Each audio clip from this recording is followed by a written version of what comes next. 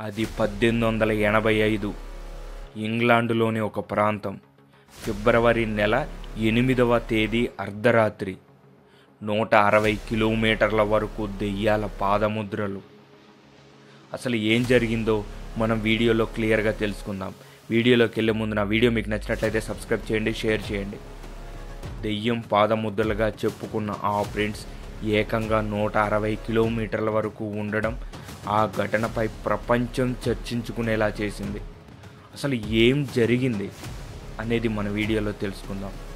అది 1885 ఇంగ్లాండులో east Devan, south Devan మధ్య ఉండే ఎక్స్ ఈస్ట్వరీ ప్రాంతం.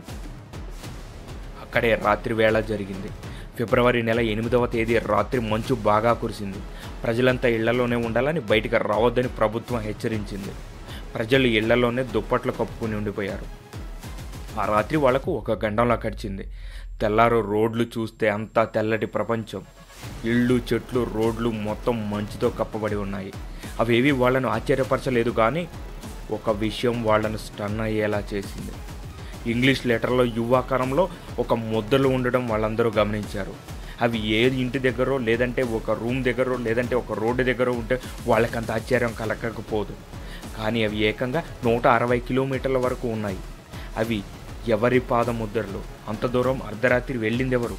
ఎందుకు వెళ్ళారు అని అందరికీ ఒక అలజడే లేగింది. ఫిబ్రవరి 9వ రాత్రి ప్రజలు ఆ పాదముద్రలు గుర్తించి మాట్లాడుకున్నారు. వాళ్ళెవరికి మనశ్శాంతి లేదు, ఎందుకంటే ఆ ప్రశ్న అందరినీ వేధించసాగింది. ఫిబ్రవరి 9, 10 కూడా మంచు అలానే కురిసింది. అందువల్ల పాదముద్రలు కనిపించిన చోట కూడా మంచు కురిసి అవి మూసుకుపోయాయి. అందువల్ల ప్రజలు వాటిని మర్చిపోయే ఛాన్స్ ఉంది. కానీ అక్కడ జరిగింది వేరు. ఉన్న ముద్రలు మూసుకుపోగా కొత్త ముద్రలు కనిపించాయి. ఇలా 3 రోజులు ఆ ముద్దలు కనిపిస్తూనే ఉన్నాయి. వాటిలో చాలా వరకు 10 సెంటీమీటర్ల పొడవు ఉన్నాయి. 7.6 సెంటీమీటర్లు ఉండేవి. కొన్ని చోట్ల ఏకంగా 20 నుంచి 41 సెంటీమీటర్ల వరకు కనిపించాయి. ఇలా మొత్తం 30 లొకేషన్లో ప్రజలు వాటిని గుర్తించారు. అవి ఏ ముద్రలో ఎవరికి చెప్పలేని పరిస్థితి ఉండటంతో ఆ సమయంలో కొందరు అవి సైతాన్ పాదముద్రలు అని చెప్పుకొచ్చారు. అందువల్ల వాళ్ళు తమ వైపు నుంచి బలమైన వాదన వినిపించారు. వాళ్ళు చెప్పింది ఏంటంటే, మనుషులో జంతువులు అయితే మంచు కురిసే సమయంలో అలా రకరకాల ప్రదేశాల్లో వెళ్లాల్సిన అవసరం లేదని తెలిపారు.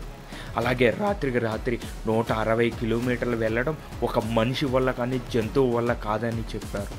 పైగా పాదముద్రలు పెద్దవిగా ఉండడం అవి దెయ్యానివేనని వాదించారు. కానీ వాళ్ళ దగ్గర కూడా స్పెసిఫిక్గా ఆధారాలు ఏమీ లేవు. కానీ దెయ్యం పాదముద్రలేనని వాదన స్థానికులను భయపెట్టింది. కొంతమంది అవి గాడిద కాళ్ళు, గాడిద గిట్టలు అని అన్నారు. గాడిద నడిచినప్పుడు మంచు కారణంగా పెద్ద పాదముద్రలు పడ్డాయని వాదించారు. కానీ ఆ వాదన కూడా నిలబడలేదు. ఎందుకంటే ఇళ్లపైనో సన్నటి గోడలపైనో గాడిదలు ఎందుకు నడుస్తాయి అనే ప్రశ్నలు కూడా వచ్చాయి. పైగా గాడిద అయితే 160 కిలోమీటర్లు ఎందుకు వెళుతుంది అని ఆన్సర్ కూడా లేకుండా పోయింది. ఇలా రకరకాల వాదనలు తెరపైకి వచ్చాయి. చివరికి మిస్టరీగా మారింది. 1994 వరకు దీనిపై 14 రకాల పరిశోధనలు జరిగాయి. ఒక్కటి ఖచ్చితమైన ఆన్సర్ లేకపోయింది.